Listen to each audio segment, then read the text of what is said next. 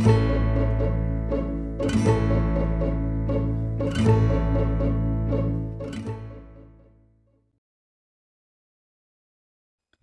guys, I am Akshay. In this video, I am going to show you some hidden features of Android in developer option.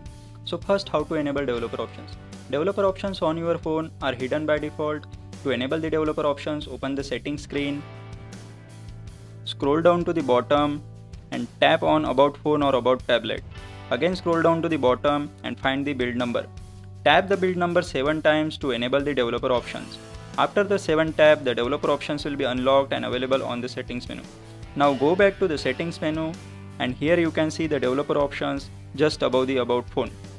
So in this video I am going to explain some of the features of developer option. I will just give you overview of these developer options. So first option is take a bug report. Suppose you just open a multiple application and then phone restarted. So that might be the bug. So at that situation you need to take a bug report and you need to report it to a developer.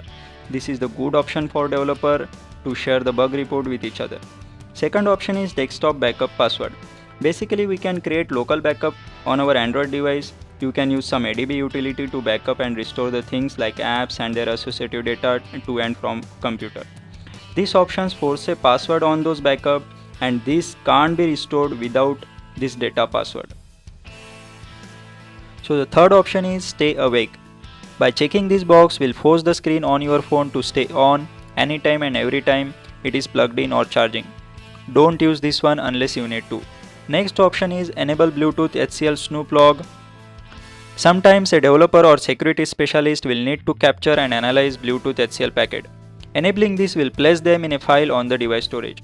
So every time you share a file via Bluetooth, then a log file will be created. And by editing this log file, you can block some devices or you can enable some devices. Next option is running services. It will show you everything you ever needed to know about the running process on your phone.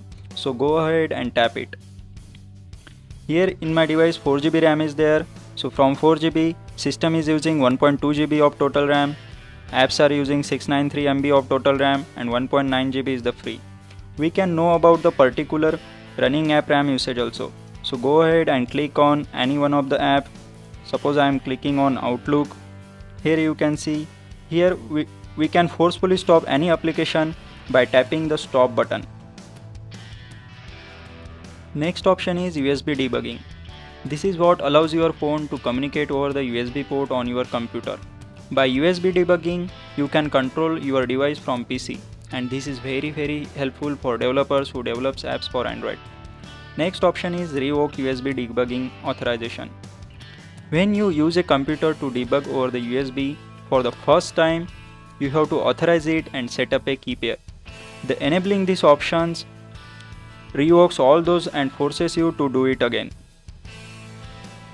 Next option is bug report shortcut. We already discussed a bug report option.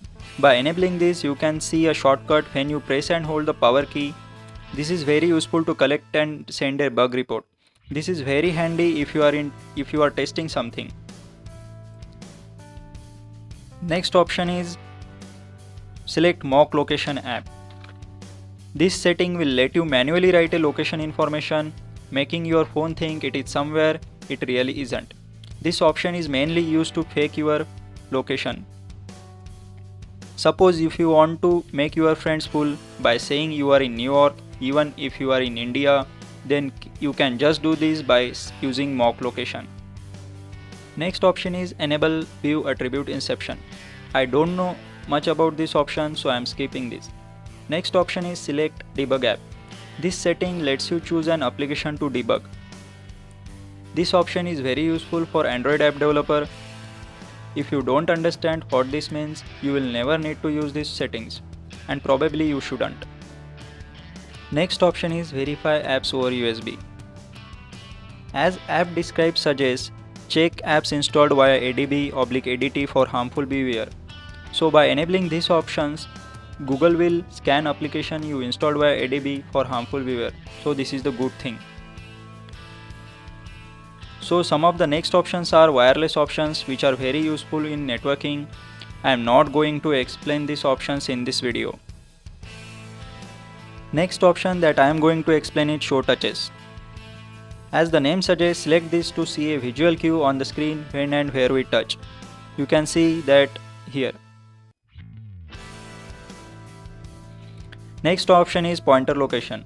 This setting places an information bar on the top of your screen telling you the screen coordinates of the last place of the screen was touched. Here you can see.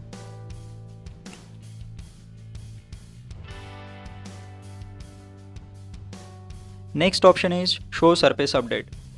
By enabling this, makes the edge of window flash when its contents are updated. For me, it's very annoying. Next option is show layout bonds. By enabling this, makes the edge of all the elements in the dialog so you can know where any touch will activate them. I can show you here. So this touch I can enable by clicking on this dialog box.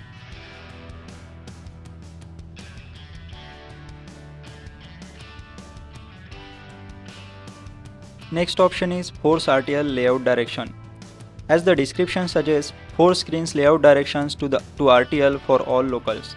This forces the screen orientation for right to left language supports, as you can see here.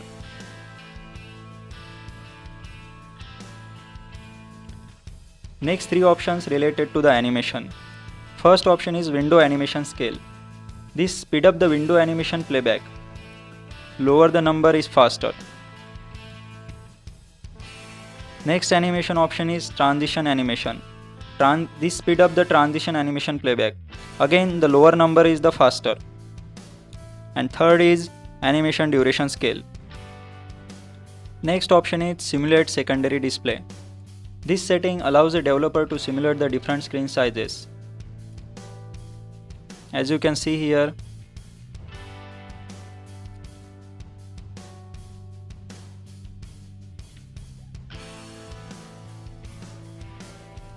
I don't know much about this, why developer use this.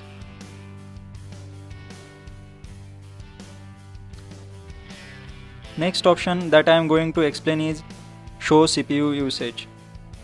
By enabling this, it will place a tiny window in the upper right of your screen with information about the CPU and how it is behaving. As you can see here.